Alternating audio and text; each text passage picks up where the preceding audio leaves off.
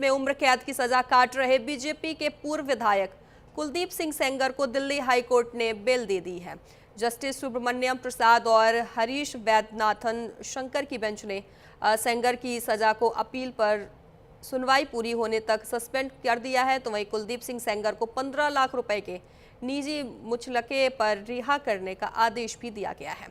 उनकी रिहाई के साथ कई सख्त शर्तें भी जोड़ी गई हैं, जिनका मकसद पीड़िता की सुरक्षा सुनिश्चित करना और न्यायिक प्रक्रिया की गरिमा बनाए रखना है। तो वहीं अदालत के आदेश दिया कि कुलदीप सिंह सेंगर पीड़िता के 5 किलोमीटर के दायरे में प्रवेश नहीं कर सकेगा। कुलदीप सेंगर को दिल्ली में ही रहना होगा और अपना पासपोर्ट जमा कराना होगा ताकि वे देश छोड़कर ना जा सके। देखिए रिपोर्ट।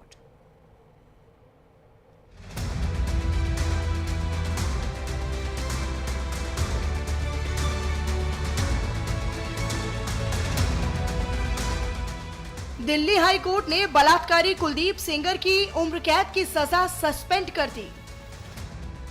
पीड़िता के घर के 5 किलोमीटर के दायरे में आने से कुलदीप सेंगर पर रोक। 2017 में कुलदीप सेंगर ने नौकरी देने के बहाने नाबालिग लड़की का किया रेप। पीड़िता ने जब आत्मदाह करने की कोशिश की तब जाकर एफआईआर दर्ज हुई।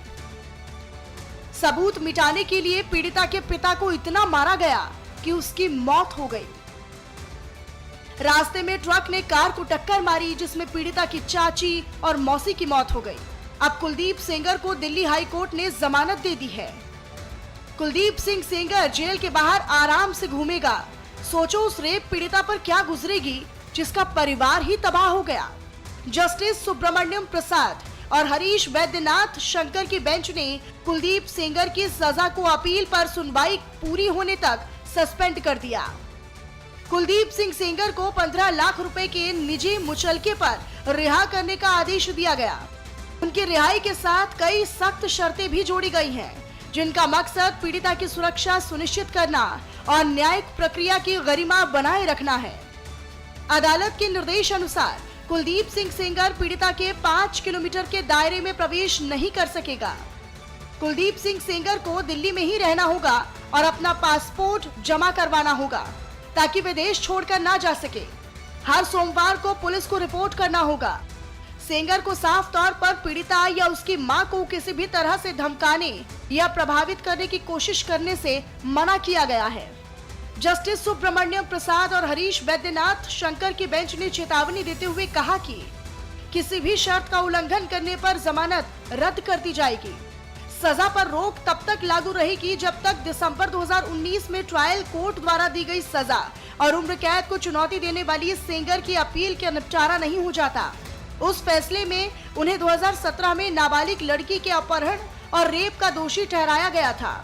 मामले की संवेदनशीलता और पीड़िता की सुरक्षा को लेकर चिंताओं को देखते हुए रेप केस साथ ही साथ कई जुड़े हुए और मामलों को 1 अगस्त 2019 को भारत की सुप्रीम कोर्ट के निर्देशों पर यूपी से दिल्ली ट्रांसफर कर दिया गया। गवाहों को डराने धमकाने, जांच और ट्रायल प्रक्रिया में सिस्टम के नाकामियों के आरोपों के बाद सुप्रीम कोर्ट ने दखल अंदाजी की थी। रेप के अलावा कुलदीप सिंह सेंगर पीड़िता के पिता की हिरासत में मौत से जुड़े एक अलग मामले में 10 साल की जेल की सजा भी काट रहे हैं। उस मामले में उनकी अपील भी दिल्ली हाई कोर्ट में पेंडिंग है।